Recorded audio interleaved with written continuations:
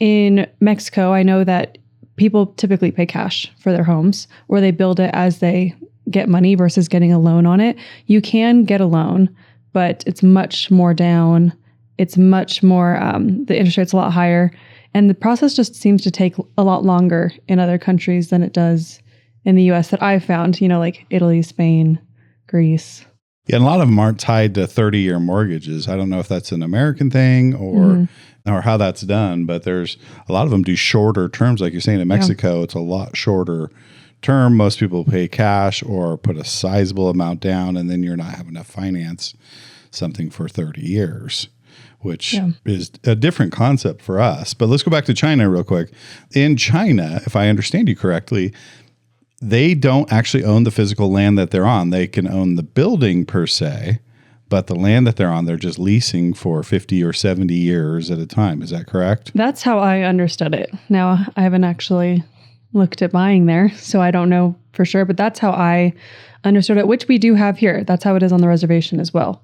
You are leasing it for a period of time. You can renew that, but you have to do certain steps to be able to get that lease again. Yeah. In fact, we were looking at a property down in, for the state association. When we were going to move headquarters, we were looking at a property down in the plaza in Santa Fe. And there was a building that was available, but it was on a 99-year lease. And they were coming up on their lease in like 10 years. So they had started that lease back, in the early 1900s, which is pretty incredible. So what happens if you get to the end of the lease and they don't re-up the lease, or there's different terms? I mean, there's a lot of variables there. You'd think that'd be kind of weird. That was one thing I really noticed too, especially in other countries, is there's land that's not deeded, or the houses are there illegally. And it's like, yeah, you can buy the house, but you're not actually getting it transferred into you. So I was seeing that a lot in like Italy.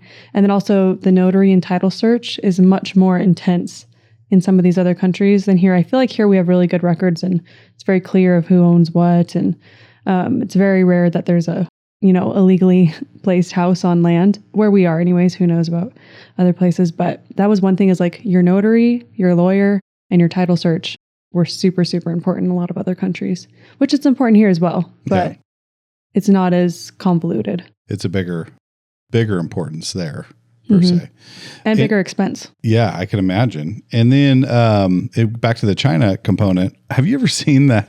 Like, you've seen images of the house, they call them nail houses.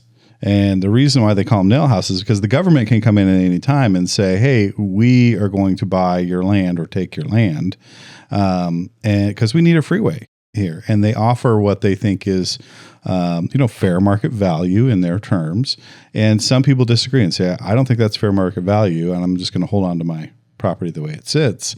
They'll build a freeway around your home. And so they call them nail homes or nail properties because they kind of stick out like a nail on a board. And have you ever seen that image where it's like a 12-lane highway and a little house sitting in the middle? That is a nail home in China, where they have built an entire freeway system around the property. I wonder how that works, because we have eminent domain here. Yeah. The government can offer you fair market price for your house for things like roads, but I wonder how it works where you can just say no, because in my understanding, I don't think you can. Yeah, that's surprising to me, because here you can't say no. If they decide they're going to take it, they will take it. I'm surprised in a country like China, that's communist, that you could say no to your government. That's surprising. Yeah. I didn't ever realize that. Yeah, apparently you can. Yeah, that's what I said too. I mean, saying no to the big government over there is be a little sketchy, but right? I'd be a little worried. Yeah. Well, then you have a house right in the middle. Yeah, why would you want a house right with a freeway built around it? I remember watching a thing about that, and the owner did say at some point, he was like, yeah, I kind of regret not taking the money. Right. So, there are consequences once to that freeway's up, you're never selling it. Yeah. Speaking of China, I watched a documentary. This is totally off the topic. You ever seen those terracotta soldiers in China where they were buried? And they have these rows, thousands of these terracotta soldiers that were buried. And they were in honor of the first dynasty there that united China. Do you know what the size of that burial grounds is? Oh, I'm sure massive. It's the size of Manhattan. Yeah. Like those guys, this was over 2,000 years ago. This is incredible. So yeah, they got a lot of history there. So anyways, that was a whole different tangent, but I thought it was fascinating watching that, how much. But what would it take to buy it? Yeah, that's right. Yeah, exactly. Can one of those guys say no? Yeah, and can they say no? Yeah, back then, if you said no, that was a different ballgame. Okay, Shannon, to you, did you find anything interesting in a different country as far as real estate practices? Well, I don't know as far as practices. I did find it interesting, which I guess gave me perspective of how good we have it here, that, as you said, very expensive to buy a house. So you're talking probably interest rates of, 10 to 20%, which we are really spoiled because we've been complaining a lot about these 6-7% interest rates, and that's nothing. And I know that if you're going to consider purchasing a house in another country, definitely going to cost you some more money. You're definitely going to want to get a lawyer that speaks English or an agent that speaks English. I know that you're probably going to, you want someone to navigate that for you more than you do here, because I know that there's a difference between the currencies, and that could really trip people up. And I think we were talking earlier when you were talking about how some of these places maybe don't have a kitchen or things of that nature. We don't think about things like that here. So those could be real pitfalls, I think, to watch for when you're buying overseas. We have an expectation of what we should be getting, and it could be very different. But on the flip side of it, I think where it could be a really good thing, as we were talking about earlier, some of these places are really inexpensive. So you might be able to buy a property, say in Costa Rica or something, for a fraction of what you could buy a property here. You could maybe use it as a VRBO, make a lot more money than you could make buying a VRBO here. You'd have to pay someone to manage it or whatever there, and then still have a vacation house to pop into. So that's a huge benefit. I think realizing how inexpensive some of these places are, little villas in Italy and stuff that are, $8,000. Yeah. That is crazy to think about. It is crazy to think about. And also just I think that's something you should think about too, is if you're American, Canadian, looking at buying somewhere like Italy or anywhere, what is it? The sanguine nations, whatever it is called. People just think, oh, well, it's so cheap. Well, but if you can't stay there, exactly, and your tax rate's very high, or you're having to pay capital gains tax. I know in Mexico it's like 37% or something whenever you go to sell.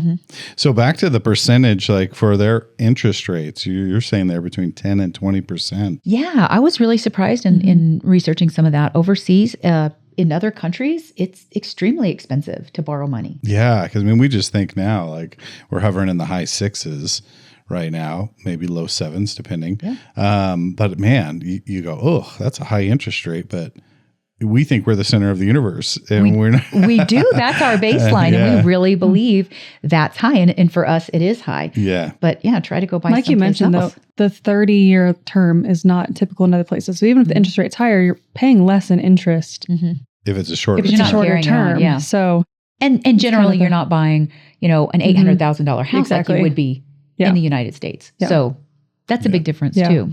Well, in Indonesia and the Philippines, foreigners cannot own land. So you can partner with people that are locals and buy property, but you as a foreigner, someone who is outside or is not a resident of that country, cannot legally purchase land. So they have loopholes and things that workarounds and whatnot. I thought that was pretty fascinating because. And I have to say, I like that idea. I would like the idea that in your country, you are investing and you are reserving your real estate and resources for your citizens. I like that idea. Yeah. I don't have a problem with foreigners in our country, but we all, a lot of times we have housing shortages here. And it would be nice to know that those things were reserved for our people, not for maybe a wealthy person from overseas that wants a second house and they're, taking those resources away. So that's not a bad plan for places like that, but not a lot of countries do that. I know Spain is having huge protests right now, trying to get Airbnb, VRBO, foreign buyers out because they're having a housing shortage and locals can't buy. And that goes back to my point. If you were going to buy an investment property and you wanted to buy a property here or you wanted to buy one there, you could buy one a lot cheaper. You've got a lot of wealthy people coming in. They're going to keep it full all the time. It could be a really good investment for us, but you think about the people of that country. Yeah, people like us are snatching up those houses, paying cash. It's easy for us to get. But for them, that's the resources. That's the only housing that they have. And it's being taken away. You could say the same thing here, though. You can say the same thing with investors coming in. I mean, look at like Telluride or Durango. It's people's second, third home. And people that own their house, that have owned it for a long time, cannot sell because they would have to move to a different city. They can't afford it. So I think that's kind of just the yeah, but wouldn't it side effect of real estate? Yeah, wouldn't it behoove a country though to limit or make it stronger barriers for people to come in and buy their land, or should you just allow it to be, whoever has the money can buy it? If we're in a popular spot and you've got foreign money coming in, then you see it as a great thing. I could see both sides of that. I think that's where you see like the taxes coming into play. Higher tax rates for people that are not citizens of that. Which is pretty common in most places.